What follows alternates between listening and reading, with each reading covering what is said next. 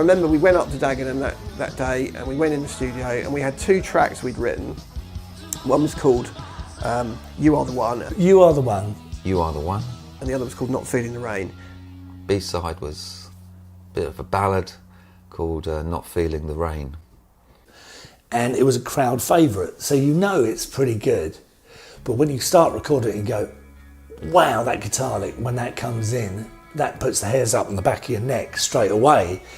And you kind of know straight away with that track what you're going to get as soon as it starts. And then I launch into it with probably the best recorded vocal that I've ever done.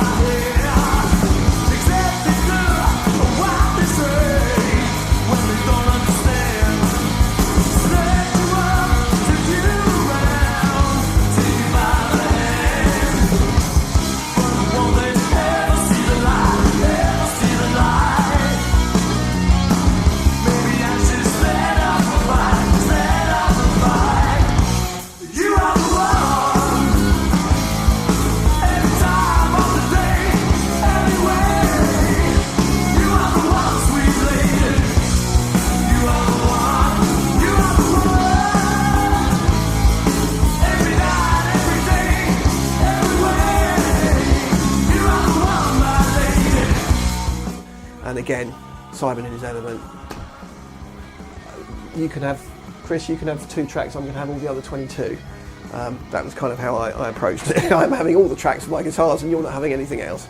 I was probably peaking at that time, I think, for my voice. I think my voice tended to change after that because we were working so hard, and you do, sort of when you sort of get into your 20s, start losing that top range when you've been extensively gigging. Your voice does change and you become very aware of it.